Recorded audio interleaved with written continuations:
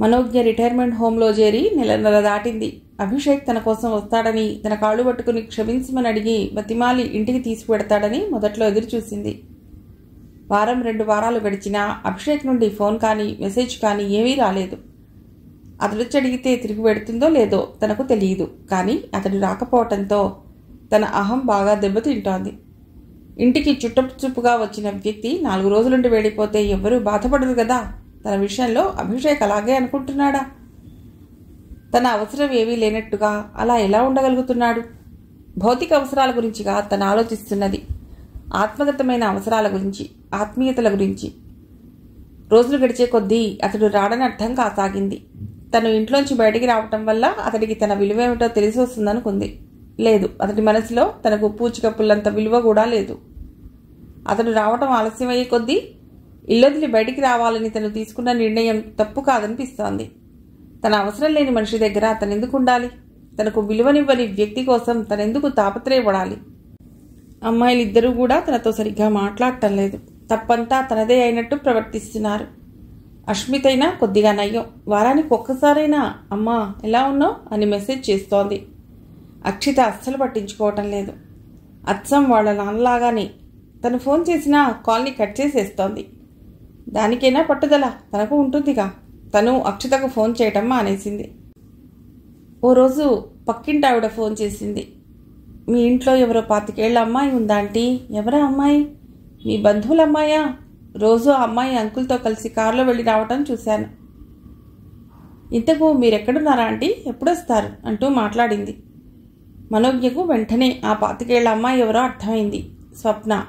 అభిషేక్ ఆ అమ్మాయిని నేరుగా ఇంటికే తెచ్చుకున్నాడన్నమాట. ఎంత సిగ్గుమాలిన పని చేస్తున్నాడో అతడికి అర్థం కావటం లేదు.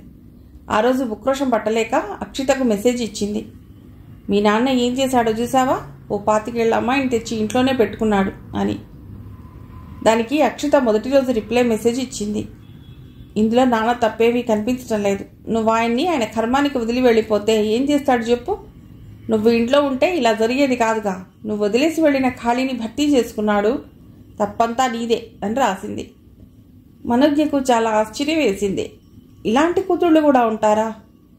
తండ్రి మీద ప్రేమ ఉండొచ్చు, దానికోసం అతడు ఎంత తప్పు చేసినా దాన్ని సమర్థించే కూతుళ్ళు. అష్మిత మాత్రం వాళ్ళ నాన్న చేసింది తప్పని ఒప్పుకుంది. అలాగని నేను నాన్నకు ఫోన్ చేసి నువ్వు చేస్తున్నది తప్పని చెప్పలేనమ్మా. ఆ సమస్య నీకు నాన్నకు సంబంధించింది. మీ ఇద్దరూ మాట్లాడుకొని పరిష్కరించుకోవాల్సిన విషయం తప్ప పిల్లలం నేను కానీ చెల్లి కానీ ఏమీ చేయలే అని చెప్పింది. పిల్లల వైఖరి చూసి మనోజ్ఞ చాలా బాధపడింది. తండ్రి తప్పు చేస్తుంటే నాన్న మీరు చేస్తుంది తప్పు అని మందలించవలసిన బాధ్యత పిల్లలకు లేదా? పెద్దవాళ్లే చిన్నవాళ్ళని మందలించాలా? తప్పు చేస్తే ఎవరినైనా మందలించవచ్చుగా. అదంతా తన మీద కోపం. తను ఇల్లొదిలి వెళ్ళిపోయినందుకు పిల్లలిద్దరూ తెలుపుతున్న నిరసన అది. ఆమెకు మరో ఆలోచన వచ్చింది. అదే తప్పు తను చేసి ఉంటే అప్పుడు కూడా ఇలానే తమకేమీ సంబంధం లేదన్నట్టు ఉండేవారా? లేదు. అప్పుడు భూకంపం వచ్చినంతగా కదిలిపోయేవాళ్లు. తమ గౌరవం మంటగలిసిపోయిందని నెత్తి నోరు బాదుకునేవాళ్లు. వాళ్ల నాన్న మరో ఆడదాన్ని తెచ్చి ఇంట్లో పెట్టుకుంటే తప్పులేదు. కానీ తను ఇల్లొదిలి బయటికి రావటం వాళ్ల ఉద్దేశంలో పెద్ద తప్పైపోయింది. ఆమె ఉదాసీనంగా మారిపోయింది. దాని నుంచి బయటపడటానికి హోంలోని ఇన్మేట్స్ ఆరోగ్యం గురించి ఎక్కువ శ్రద్ధ తీసుకోసాగింది. సుశ్రుత హాస్పిటల్ నుండి హోంకొచ్చిన అరగంట లోపలే రిఫ్రెష్ అయి కొన్ని గదులకు వెళ్లి పేషెంట్స్ని చూడసాగింది. ముఖ్యంగా మానసిక సమస్యలతో బాధపడుతోన్న పేషెంట్స్ని. 2వ ఫ్లోర్లోని ఓ స్యూట్లో 3 సిస్టర్స్ ఉంటారు. పెద్దావిడకి 40 ఏళ్లు ఉంటాయి. రెండో ఆమెకు 38, మూడో ఆమెకు 36. 3 మానసిక సమస్యతో బాధపడుతున్న వాళ్లే. Severe mental retardation. వాళ్ల మెడికల్ రిపోర్ట్స్ని క్షుణ్ణంగా పరిశీలించింది. పెద్దావిడ ఐక్యూ 25 కంటే తక్కువగా ఉంది. రెండో ఆవిడకు కూడా దాదాపు ఆ లెవెల్లోనే ఉంది. చిన్న ఆవిడ కొంత పర్వాలేదు, ఐక్యూ 40కి దగ్గరగా ఉంది. మెంటల్ రిటార్టేషన్ తీవ్రతని 4 రకాలుగా విభజిస్తారు. ఐక్యూ 50 నుండి 70 మధ్యలో ఉంటే మైల్డ్ అని, 30 నుంచి 50 మధ్యలో ఉంటే మోడరేట్ అని, 20కి 30కి మధ్యలో ఉంటే సివియర్ అని, 20 కంటే తక్కువగా ఉంటే ప్రొఫౌండ్ అని అంటారు. ఆమెకు విషయం అర్థం కాలేదు. 3 ఆడపిల్లలు పుట్టే వరకు కళ్లకు గంతలు కట్టుకుని ఉన్నారా మొగుడు పెళ్ళాలు? పెద్ద పిల్ల పుట్టిన తర్వాత డెవలప్మెంట్ మైల్ స్టోన్స్ గమనించుకోలేదా? సిల్వియా చెప్పిన దాని ప్రకారం తల్లిదండ్రులిద్దరూ బాగా చదువుకున్న వాళ్లే. మరి అంత మూర్ఖంగా ఎలా ప్రవర్తించారు? మరో 2 మెంటల్లీ రిటార్టెడ్ పిల్లల్ని ఎలా కన్నారు? వాళ్ళ తండ్రితో మాట్లాడాలనుకుని మాళవిక చేత ఫోన్ చేయించింది. 2 రోజుల తర్వాత అతడు వచ్చి కలిశాడు. అతడి పేరు కృష్ణారావు, వయస్సు 63. కమర్షియల్ ట్యాక్స్ డిపార్ట్మెంట్లో పనిచేసి అసిస్టెంట్ కమిషనర్ హోదాలో రిటైర్ అయినట్ట. నా దగ్గర డబ్బులు దండిగా ఉన్నాయి డాక్టర్, కానీ మనశ్శాంతే కరువైంది అంటూ తన ఎదురుగా కుర్చీలో కూర్చుని బోరునే ఏడ్చేశాడు. మీరు ఎడ్యుకేటెడ్ అయ్యుండి 3 మెంటల్లీ రిటార్డెడ్ పిల్లల్ని ఎలా కన్నారు? It's a grave mistake. మీ బాధ్యత రాహిత్యం.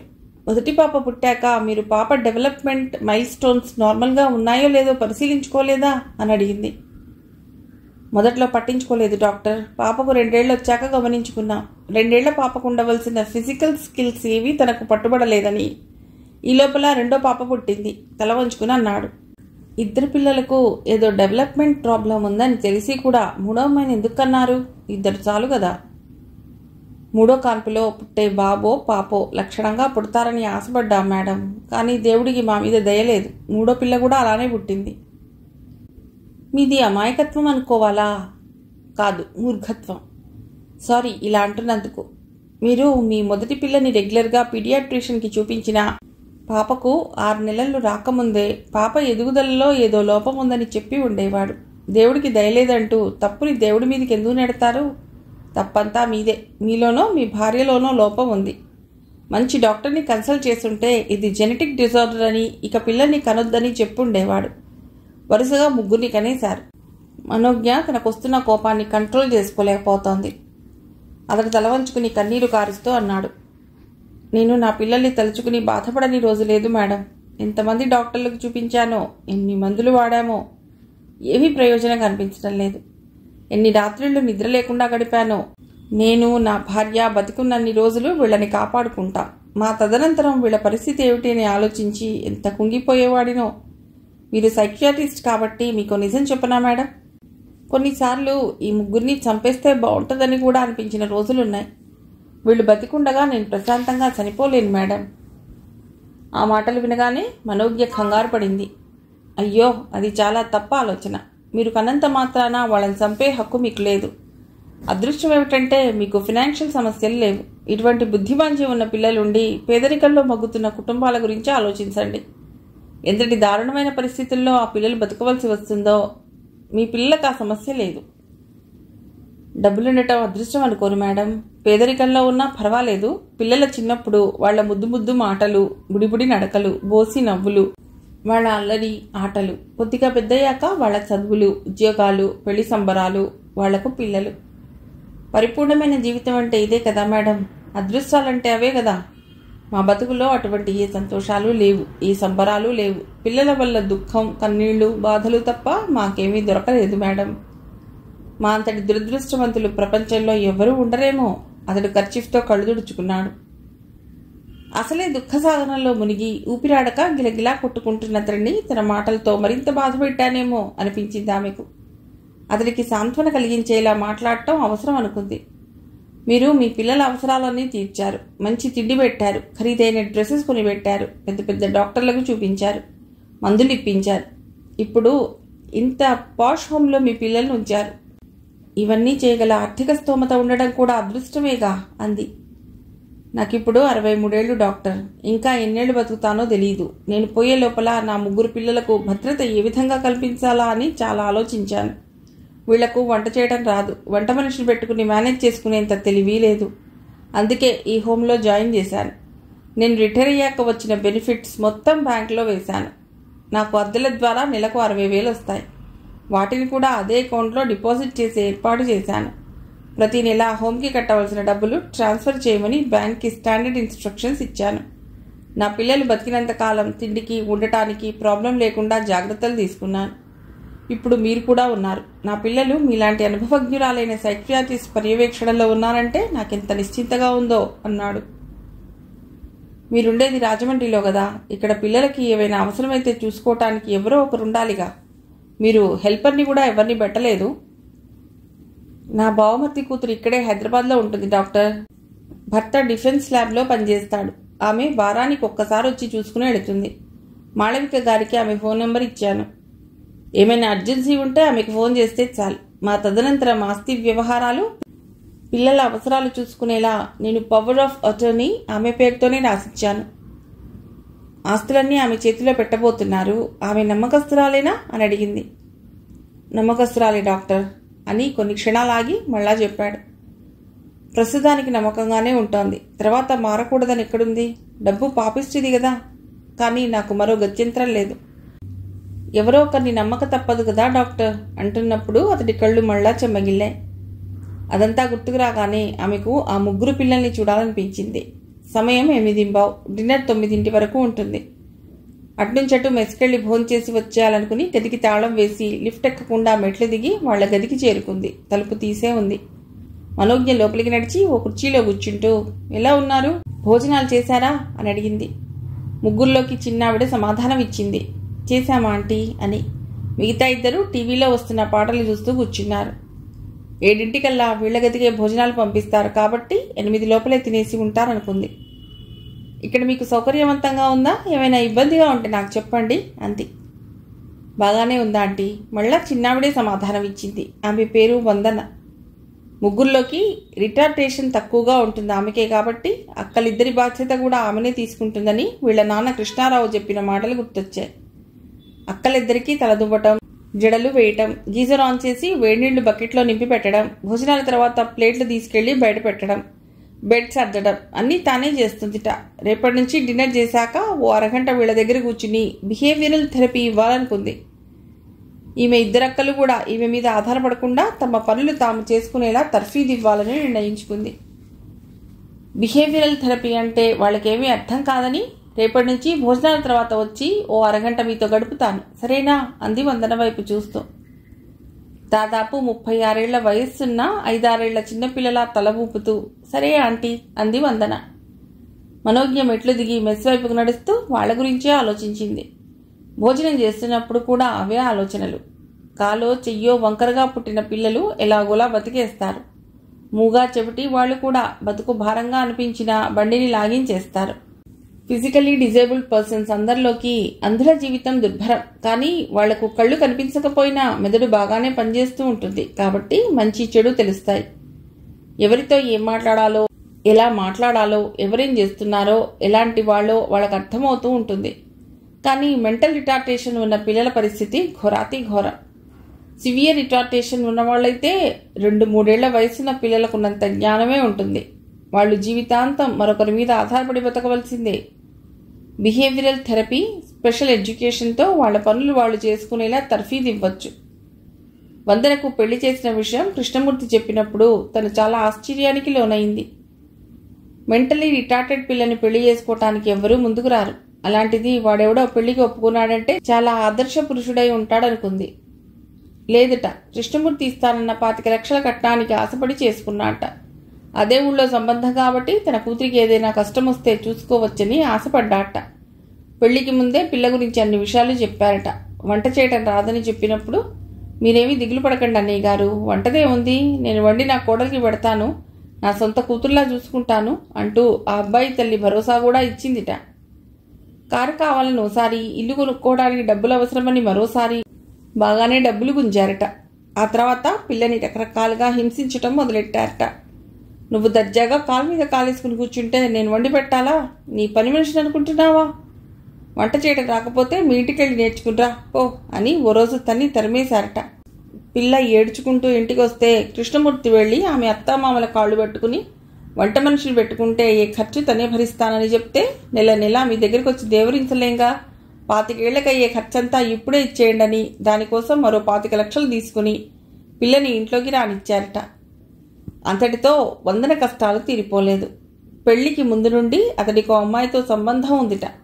ఆ అమ్మాయితో బాహాటంగా తిరగటం మొదలెట్టారట. కొన్ని రోజులు ఇంటికి కూడా రాకుండా ఆ అమ్మాయి వాళ్ళ ఇంట్లోనే ఉంటున్నాడని తెలిసి కృష్ణమూర్తి నిలదీస్తే, నీ పిచ్చి కూతురుతో ఈ 1.5 ఏడాదిన్నర కాపురం చేసినందుకు సంతోషపడు. నువ్విచ్చిన కట్నం డబ్బులకి నేను జాలిపడి ఇన్ని రోజులు కాపురం చేసిన దానికి సరిపోయింది. నాకు నీ కూతురొద్దు, తీసుకువెళ్ళిపో. కర్మకాలి దానికో పిచ్చి కూతురు పుడితే నా గతేమిటి?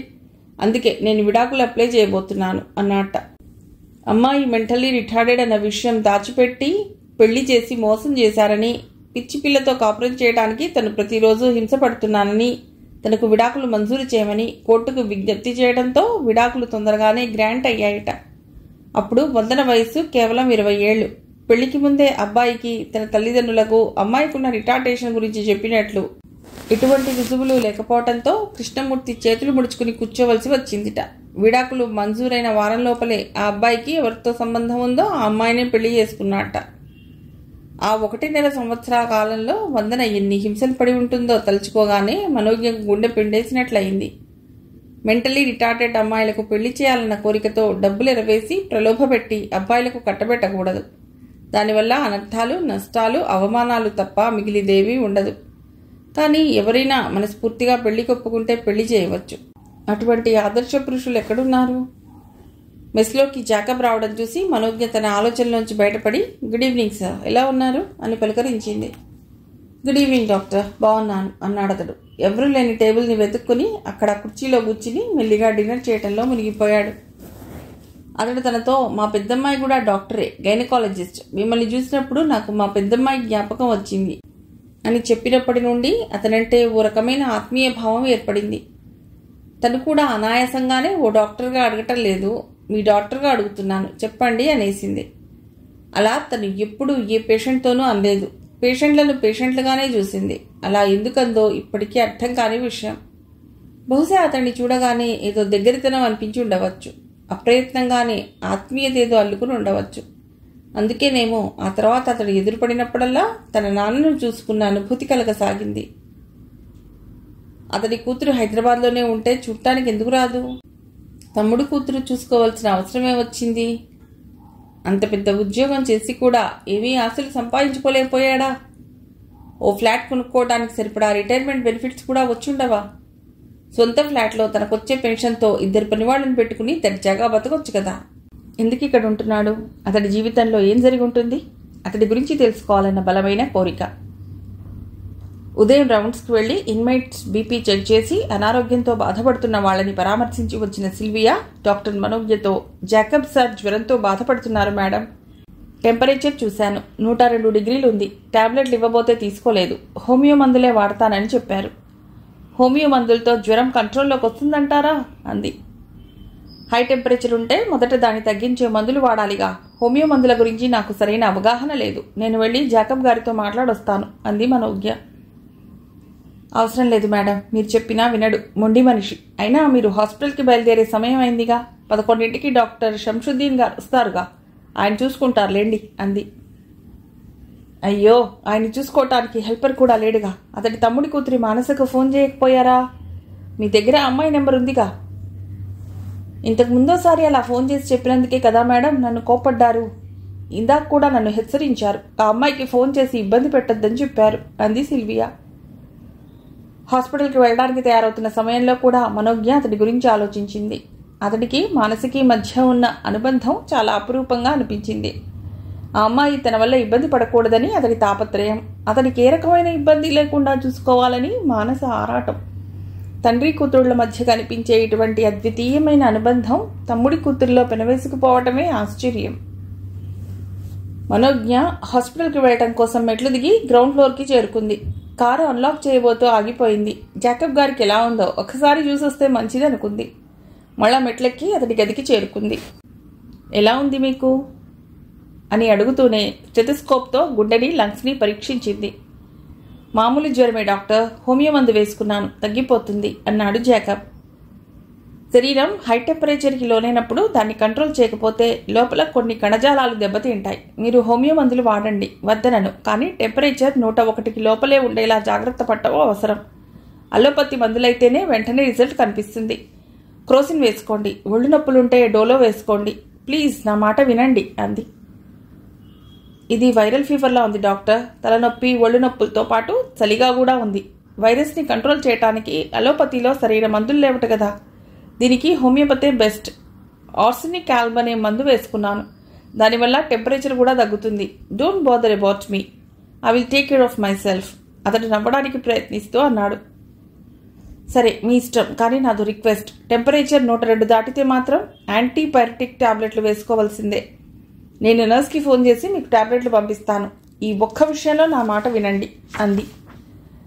Okay doctor, thanks for your concern అన్నాడు. అలా అన్నాడే గాని అతడికి ఆ టాబ్లెట్లు వాడే ఉద్దేశం ఏ కోసానా లేదు. మనోజ్ఞ నర్స్కి ఫోన్ చేసి డోలో 650 టాబ్లెట్లు ఓ స్ట్రిప్ పంపమని చెప్పింది. హాస్పిటల్ చేరుకున్నా కూడా అతడికి ఎలా ఉందోనని ఆందోళన. ఎందుకు తను అతడి గురించి అంత ఎక్కువ ఆలోచిస్తోంది? అతడితో పరిచయం అయినప్పటి నుండి ఏదో అనుబంధం ఉందన్న భావన. అతడు కొత్త వ్యక్తిలా అనిపించలేదు. పురాతన కాలం నుండి పరిచయం ఉన్న వ్యక్తిలా ఏదో అనిర్వచనీయమైన బంధం ఉన్నట్లు. మిమ్మల్ని చూస్తే నాకు నా కూతురు గుర్తొస్తోంది అన్న క్షణం నుండి తనకు కూడా అతడి చూస్తే నాన్న గుర్తొస్తున్నాడు. నాన్న కూడా అతనిలాగానే హుందాగా ఉండేవాడు. ఎక్కువ సమయం ఎవరితో మాట్లాడకుండా ముభావంగా గడిపేవాడు. దానికి కారణం అమ్మ పెట్టిన హింస కావచ్చు. అతడు నవ్వినా దాంట్లో చిక్కటి దిగులేదో కలిసిపోయి కనిపించేది. జాకబ్ నవ్వులో కూడా అదే దుఃఖపు జీర.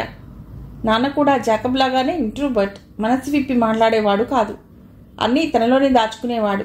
అమ్మ వదిలి వెళ్ళిపోయాక గాయపడిన తన హృదయాన్ని మోసుకుని తిరిగాడే తప్ప ఎప్పుడూ తనతో ఆ బాధని పంచుకోలేదు. సమయం 12 దాటింది. పాత పేషెంట్ ఒక ఆమె వస్తే మందులు రాసిచ్చింది. ఆ తర్వాత అంతా ఖాళీ. ఏం తోచడం లేదు. జర్నల్స్ చదవాలని అనిపించటమూ లేదు.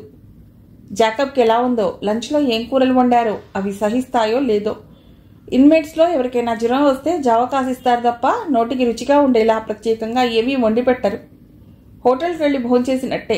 వాళ్ళు ఏం కూరలు వండితే వాటితో తినవలసిందే తప్ప మన ఇష్టాలతో పని ఉండదు. అదే స్వంత ఇంట్లో ఉంటే భార్యో కూతురో అతడికి కావలసిన విధంగా వండి పెడతారు. 12:30. పేషెంట్లు ఎవ్వరూ రాలేదు. హోంలోని ఇన్మేట్స్ ఫోన్ నంబర్ల లిస్టు తన మొబైల్ ఫోన్లో సేవ్ చేసి ఉంది. జాకబ్ మొబైల్కి ఫోన్ చేసి ఎలా ఉన్నారు అని అడగాలనుకుంది. కానీ దానివల్ల ప్రయోజనం ఉండదనిపించింది. బాగున్నాను అంటాడు తప్ప ఒంట్లో ఎలా ఉందో చెప్పే మనిషి కాదు. మెస్లో ఏం కూరలు చేశారో తెలియదు. అంత జ్వరంలో అతడికి అన్నం సహిస్తుందో లేదో తెలియదు. వేడివేడిగా చారు చేసిస్తే 4 ముద్దలు తింటాడేమో. ఎవరు చేసిస్తారు? ఆ మనిషి తన తమ్ముడి కూతురికి చెప్తేనేగా. ఆ అమ్మాయి వచ్చి అతడి బాగోగుల్ని చూసుకోవటానికి. తనకెంత కష్టంగా ఉన్నా ఆ అమ్మాయిని ఇబ్బంది పెట్టడం అతడికి ఇష్టం ఉండదు. ఆమె చాలా అసహనంగా అనిపించి ఆ గదిలో ఏసీ పనిచేస్తున్నా ఉక్కపోస్తున్నట్టు అనిపించింది. కుర్చీ మెత్తగా ఉన్నా ముళ్ల మీద కూర్చున్నట్లు అనిపించింది. మనసంతా ఏదో అలజడి. జాకబ్బే గుర్తొస్తున్నాడు. మిమ్మల్ని చూస్తే నా కూతురు గుర్తొచ్చిందన్న జాకబ్ తండ్రి ఓల్డేజ్ హోమ్లో ఉన్నాడని తెలిసినా పట్టించుకోకుండా పేషెంట్ల అనారోగ్యాలను పట్టించుకునే కూతురున్న జాకబ్. మనోజ్ఞ లేచి తన హ్యాండ్ బ్యాగ్ తీసుకుని బయటకు వచ్చింది. నర్స్ గ్లోరీతో ఎవరైనా పేషెంట్స్ వస్తే రేపు ఉదయం రమ్మని చెప్పు అనేసి కార్ పార్కింగ్ వైపు నడిచింది. రిటైర్మెంట్ హోమ్స్ చేరుకోగానే మొదట తన రూమ్కి వెళ్లకుండా నేరుగా జాకబ్ ఉన్న గదిని చేరుకుంది. తలుపు మీద మెల్లిగా తట్టి కొన్ని క్షణాలాగి తలుపు తీసుకుని లోపలికి వెళ్ళింది. అతడు దుప్పటి మెడదాకా కప్పుకుని అటువైపు తిరిగి పడుకుని ఉన్నాడు. టేబుల్ మీద పెట్టి ఉన్న లంచ్ ప్లేట్లలోని పదార్థాలన్నీ అలాగే ఉన్నాయి. ఆమె వంట చేయడం కోసం గిన్నెలు తీసుకుంటున్నప్పుడు ఆ శబ్దానికి జాకబ్ లేచి ఆమెను చూసి, మీరా డాక్టర్, ఈరోజు హాస్పిటల్కి వెళ్ళలేదా అన్నాడు. ఆమె నవ్వి, హాఫ్ డే డ్యూటీ చేసి వచ్చేశాను. ఇంతకు ఎలా ఉంది మీకు?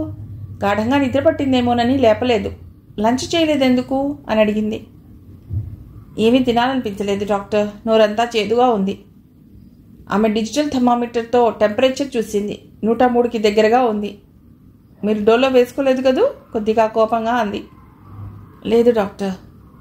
టెంపరేచర్ 102 డిగ్రీలు దాటకూడదని చెప్పానా? నన్ను చూడగానే మీ డాక్టర్ గుర్తొచ్చిందని అన్నారు కదూ. మరి ఈ డాక్టర్ మాట వినకపోతే ఎలా? మొదట ఏదైనా కొద్దిగా తిన్నాక టాబ్లెట్ వేసుకుందరు గాని నవ్వుతూ అంది. జాకబ్ టేబుల్ మీదున్న ప్లేట్ వైపు చూస్తూ, ఆ వాసనకే లోపల తెములుతున్నట్లుంది, ఇప్పుడేమీ తినలేను అన్నాడు. ప్లేట్లో కాకరకాయ కూర. ఎంత కారం వేశారో ఎర్రగా కనిపిస్తోంది. ఆ కూరలు తినలేననే మిరియాల చారు చేయబోతున్నా. వేడివేడి చారు వేసుకుని కొద్దిగా అన్నం తిందురు గాని, లేకపోతే నీరసించిపోతారు అంటూ వంటగదిలోకి వెళ్ళింది. మీరు నా కోసం వంట చేస్తారా? మీరు హాస్పిటల్ వదిలి వచ్చింది ఇందుకోసమేనా? ఆశ్చర్యపోతూ అడిగాడు. మరేం చేయమంటారు? మీరేమో మీ తమ్ముడి కూతురికి చెప్పొద్దన్నారు. మీ గైనకాలజిస్ట్ కూతురేమో మిమ్మల్ని చూడటానికి రాదాయే. నేను మీ కూతురులా కనిపించానన్నారుగా. మరి తండ్రి బాధ్యత నేనైనా తీసుకోపోతే ఎలా అంది. జాకబ్కి ఏమనాలో అర్థం కాలేదు. కొద్దిసేపటి తర్వాత గొంతు పెగుల్చుకుని, మీరు ఈ హోమ్కి ఇన్హౌస్ డాక్టర్. మీరు ఇలా వేరే వాళ్ళ గదిలో వంటలు చేయడం మంచిది కాదు అన్నాడు. నేను డాక్టర్నే అయినా ఓ తండ్రికి డాక్టర్నేగా. నా ఇంట్లో ఉంటే వంట చేసుకోనా? మీరు నన్ను పదే పదే మీరు అంటూ సంబోధించకండి. నీకంటే చిన్నదాన్ని, నువ్వు అనండి చాలు అంది. స్టవ్ వెలిగించి టొమాటోలు, కరివేపాకు, కొత్తిమీర, మిరియాల పొడి వేసి చారు కాచింది. 2 బంగాళాదుంపల్ని చిన్న చిన్న ముక్కలుగా కోసి కొద్దిగా కారం ఉప్పు వేసి వేపుడు చేసింది. మరో ప్లేట్ని కడిగి టేబుల్ మీద పెట్టి మెస్ నుంచి వచ్చిన ప్లేట్లోంచి కొంచెం అన్నం తీసుకుని అందులో వేశాక స్పూన్తో అన్నాన్ని మెత్తగా మెదిపింది. చారు పొటాటో వేపుడు టేబుల్ మీద పెట్టాక, ఇక్కడ కూర్చుని తింటారా లేకపోతే మంచం మీదే కూర్చుని తింటారా అని అడిగింది. అతడు మెల్లిగా లేచి సింక్లో చేకడుకునొచ్చి కుర్చీలో కూర్చున్నాడు. అన్నంలో వేడివేడి చారు వడ్డించి పక్కన పొటాటో కూర వేసి అతడి పక్కన మరో కుర్చీలో కూర్చుంటూ తినండి అంది. అతడు మెల్లిగా తినసాగాడు. మెత్తటి అన్నాన్ని చారుతో కలిపి తింటుంటే నోటికి రుచిగా అనిపించింది.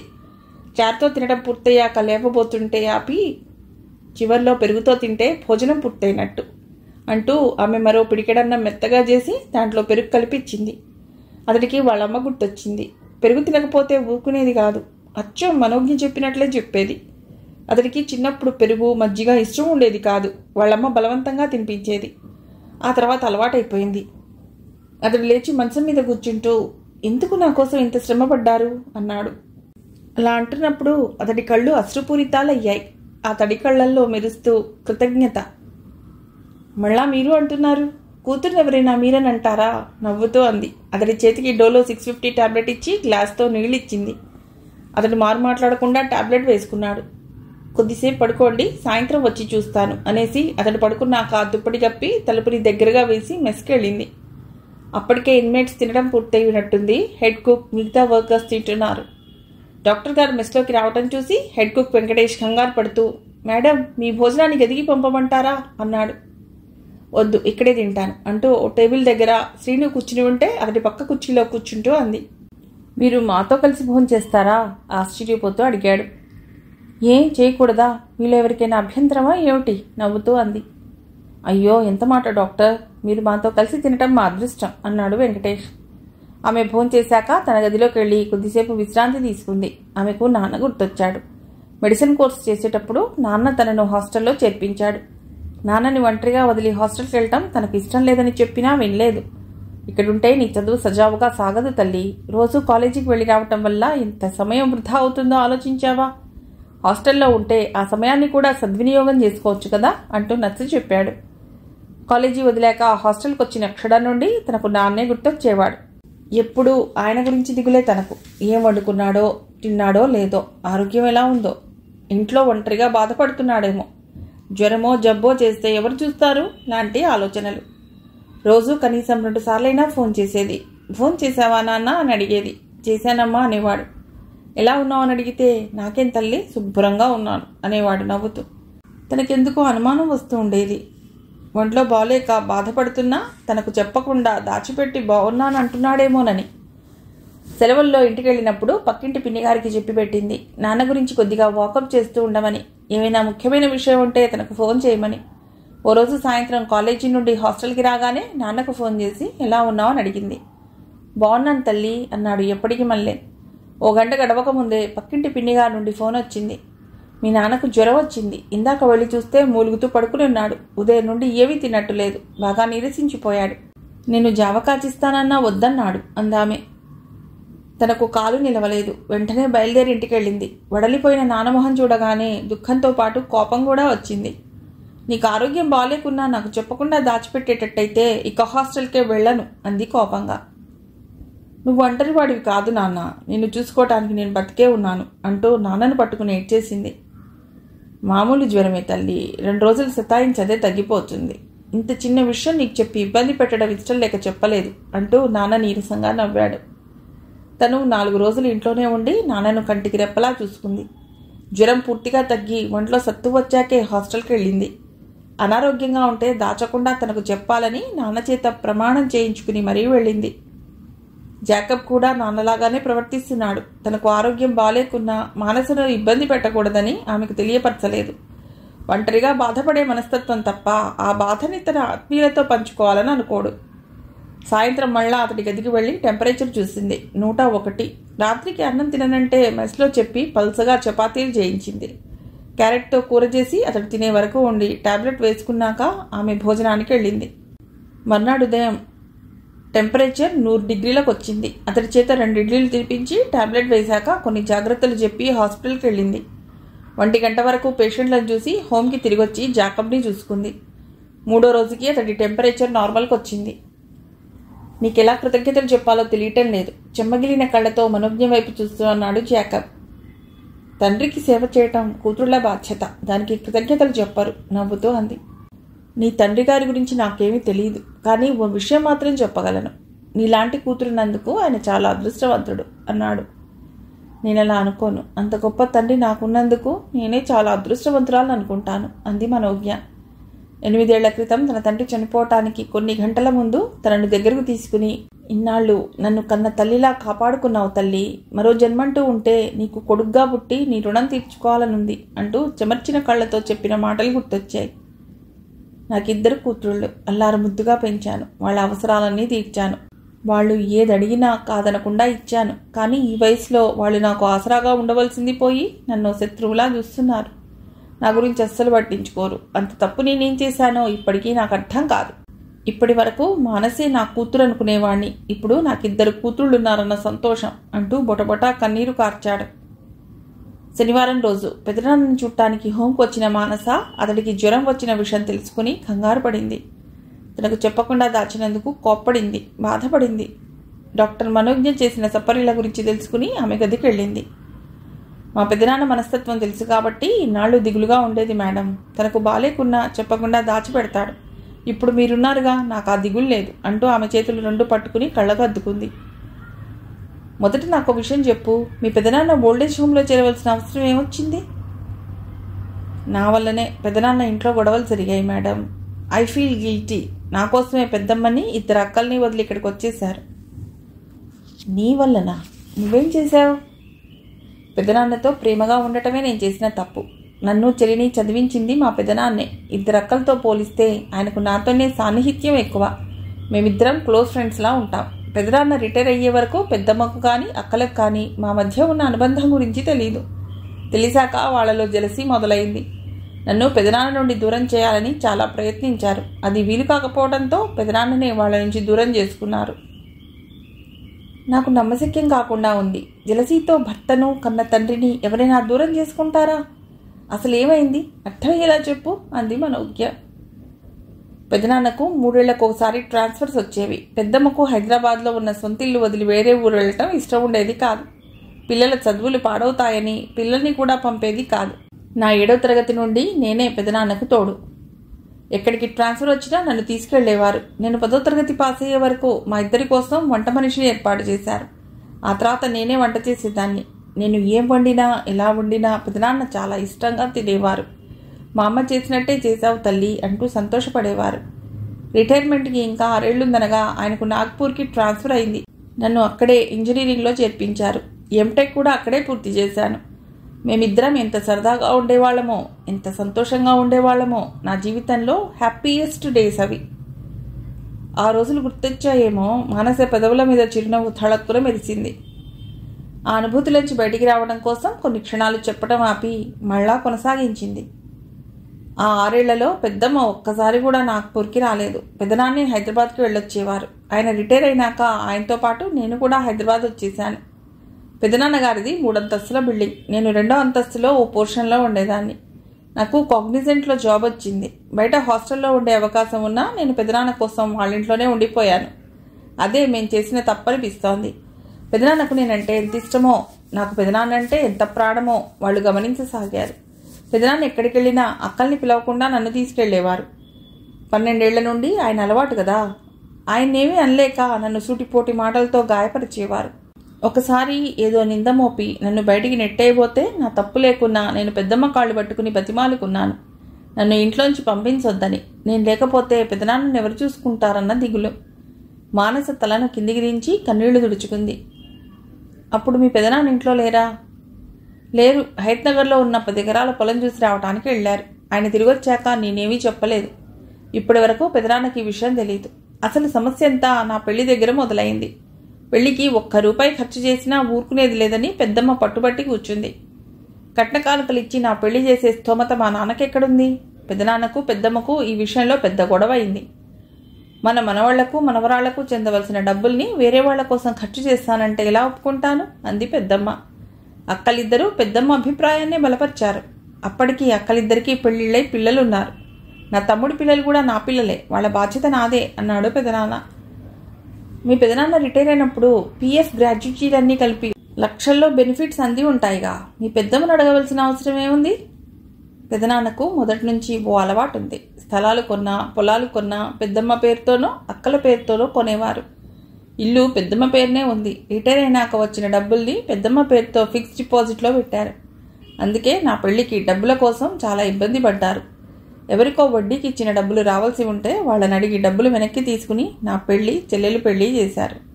నా పెళ్లి తర్వాత పెద్దమ్మ ఆయన మీద, నా మీద ఆంక్షలు విధించింది. ఆయన మా ఇంటికి రాకూడదు, నేను ఆయన్ని కలవటానికి వాళ్ళ ఇంటికి వెళ్ళకూడదు, నేను ఆయన్ని చూడకుండా ఉండలేను. ఆయన కూడా అంతే. ఇద్దరం ఎంత నరకం అనుభవించామో. పెదనాన్న ఏవో అబద్ధాలు చెప్పి శని ఆదివారాలు మా ఇంటికి వచ్చేవాడు. ఓ రోజు పెద్దమ్మకి విషయం తెలిసి బాగా గొడవ అయింది. పెద్దమ్మ చాలా పరుష పదజాలంతో దూషించిందిట.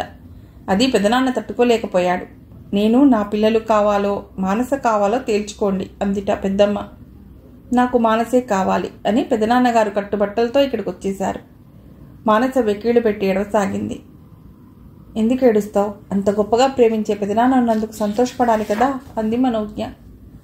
నా కోసం పెద్దమ్మని, అక్కల్ని వదిలొచ్చారు. ఇంద్రభవనం లాంటి 3 అంతస్తుల ఇల్లు, పొలాలు, స్థలాలు, ఫ్లాట్లు, కోట్ల ఆస్తిని వదిలేసి ఇక్కడ ఈ హోంలో వాళ్ళ ఇంట్లో బాత్రూమ్ ఎంత ఉంటుందో అంత గదిలో ఉంటున్నందుకు బాధ వేసింది కదా మేడం అంది మానస. 3 అంతస్తులున్న 3000 చదరపు అడుగుల్లో వైశాల్యంతో ఉన్న ఇంట్లో ప్రేమించే మనుషులు లేకపోతే ప్రయోజనం ఏముంటుంది చెప్పు? ఇక్కడ ఆయన సంతోషంగా ఉన్నారు. ఆయనకు నువ్వున్నావు. అంతకన్నా ఏ మనిషికైనా ఏం కావాలి అంది మనోజ్ఞ. అలా అంటున్నప్పుడు ఆమెకు తన జీవితమే గుర్తొచ్చింది. 2 అంతస్తుల సొంత ఇంటిని వదులుకుని వచ్చింది. అక్కడ ప్రేమ లేకనేగా.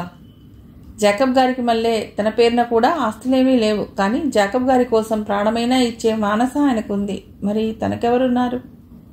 ప్రేమరాహిత్యంలో బతకడం దుర్భరం. అందుకేనేమో తను జాకబ్ గారిలో తన తండ్రిని చూసుకుని సంతృప్తి పడుతోంది. మానస కొద్దిసేపు నిశ్శబ్దంగా కూర్చుని లేచి వెళ్ళబోతూ, మా పెదనాన్నని జాగ్రత్తగా చూసుకోండి మేడం, ఆయనది పసిపిల్లాడి లాంటి మనస్సు. ఎవరైనా ఆత్మీయంగా చూస్తే చాలు వెన్నెలా కరిగిపోతారు అంది.